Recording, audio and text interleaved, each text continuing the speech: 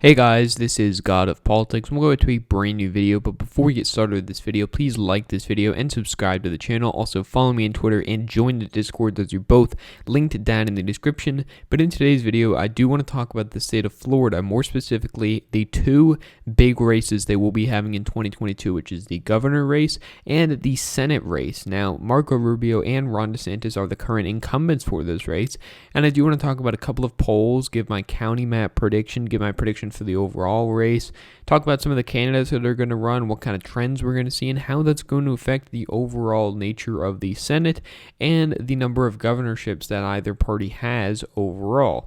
So this is a poll that someone did of a 2024 Republican primary in the state of Florida. Now, Florida for the Republicans is a winner-take-all state in the primary. So if you win, the plurality of the vote, you do get all of the delegates. And it says in a hypothetical three-way primary for president, DeSantis gets 64% support compared to just 12% for Marco Rubio and 10% for Rick Scott. Marco Rubio and Rick Scott both being the senators.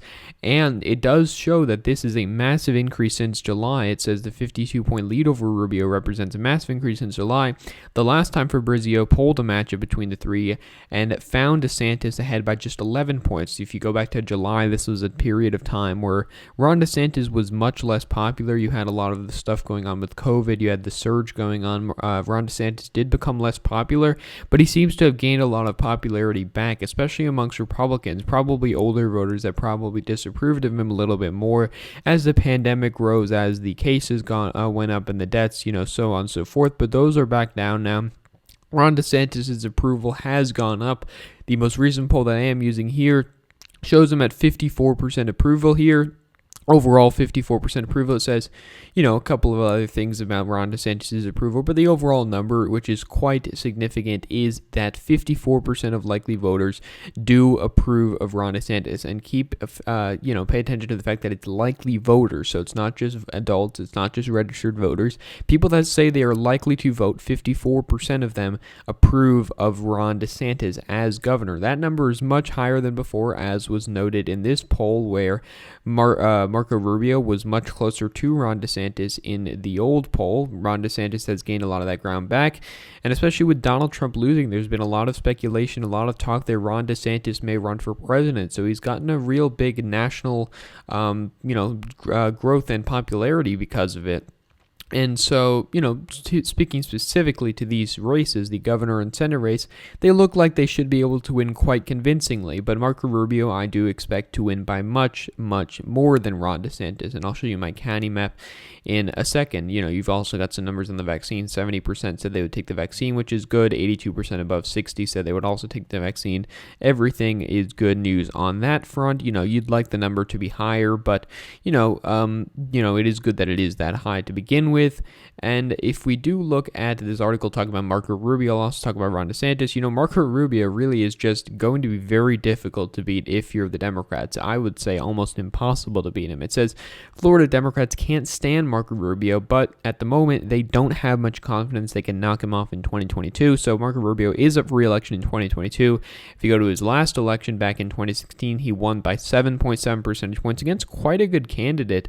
The candidate Patrick Murphy was from the congressional district over in the eastern Florida area, and it was a district that Donald Trump won. It was a district that he did very well in, and it was a district that flipped after he left. So he did have more appeal to more rural areas, more Republican voters, but he still did lose by quite a significant amount, by 7.7 percentage points to Marco Rubio, who did very well in areas that Donald Trump lost, areas like Duval County, where Donald Trump lost that county by a couple points. Marco Rubio won it by 16 percentage points. Pinellas County, Marco Rubio won that, Donald Trump didn't. Hillsborough County, Marco Rubio won that, Donald Trump didn't. Marco Rubio also performed very well in Miami-Dade County in this election, only losing it by 11 percentage points. Back in 2016, Donald Trump lost Miami-Dade County by 30 percentage points. So Marco Rubio ran 20 points ahead in Miami-Dade County, and I hesitate to say that Marco Rubio would win Miami-Dade County in 2022, because I just think that, you're going to have, number one, the turnout issue without Donald Trump making that appeal to those voters directly and being able to turn out those voters with the things he was touting. I'm not not sure Marco Rubio can do the exact same thing. He can turn out a lot of those voters, and many of them would have been voters that voted for him in 2016 as well.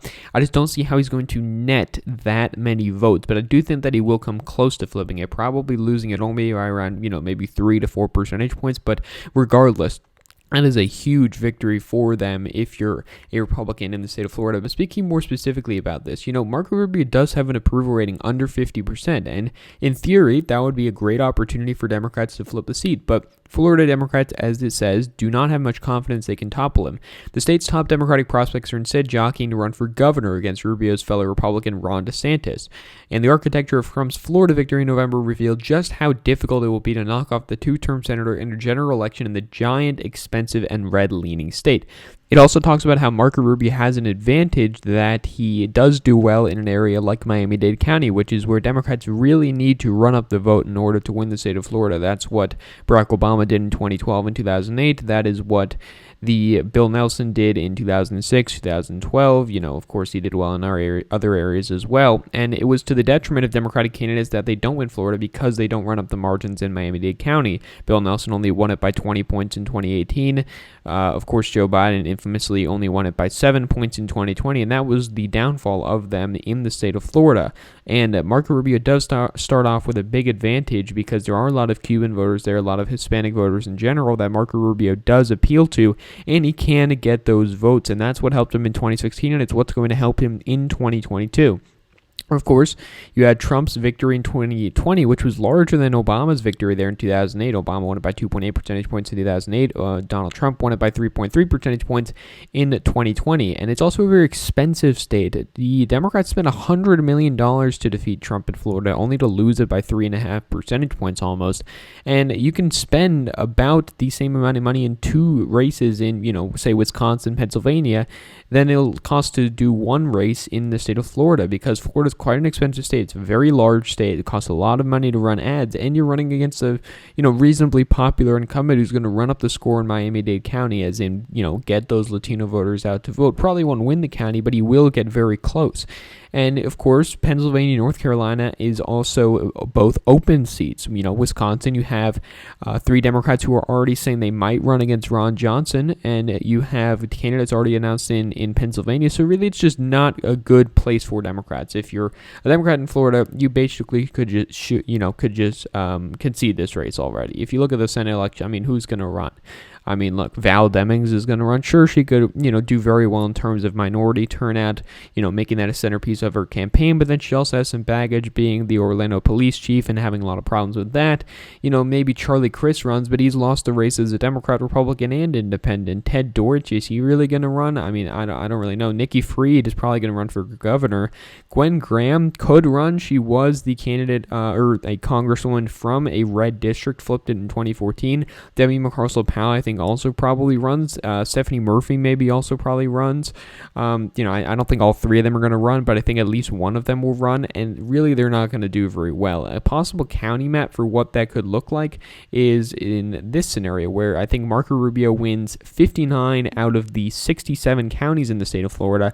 The only counties he would lose were the 3 counties in South Florida, the 2 counties in the Miami area, the Gainesville area, and these majority black rural areas up in the north near, Southwest Georgia, which also has a lot of rural black areas. So Marco Rubio would do very well in a lot of areas. When you compare this to the 2020 election map, you can see that the map is a lot redder in certain areas, but it's also not as red in some other areas. Donald Trump did do very well in the rural areas, and I don't think Marco Rubio will be able to exceed it by too much. He will probably get better margins than Trump in the rural areas, just because of the fact that he's going to win by close to 10 percentage points, if not more than 10 percentage points, but he's not going to outrun him as much as he will in a lot of, the areas around Orlando. Of course, he's going to win at Hillsborough and Pinellas County. He may even win Miami-Dade County, which I think that, I've just said a generic Democrat will get around 51, 52% of the vote. But really, that's going to be historically bad performance if we're looking at the state of Florida historically, because Florida has been a Republican state historically. It's not big news that Florida has won by a Republican by 3 percentage points, but all this is affirming is that it's very difficult for Democrats to win the state.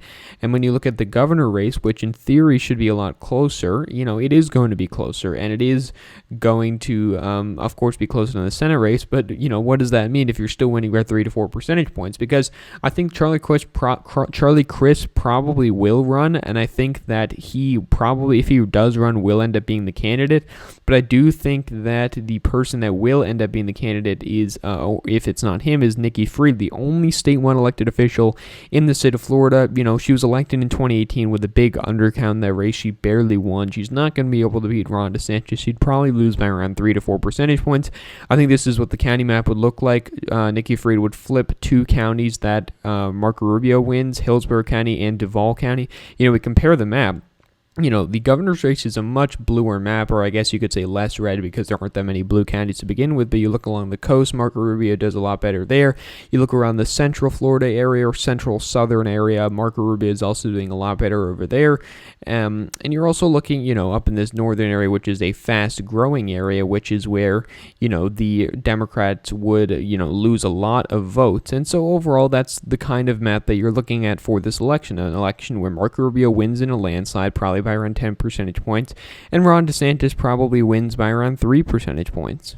Now, looking at how this affects the overall map, this is my predictions in the current map. I have Democrats flipping Pennsylvania by a tilt margin, Republicans flipping New Hampshire by a lean margin. Florida, you slot that into the safe margin there. That gets Republicans up to 50 seats, and you kind of, it's not positive because, you're still not going to have the Senate, but you do have, another way to, Joe Manchin does help you in a lot of ways rather than, losing that seat, and then Joe Manchin becomes a lot less powerful.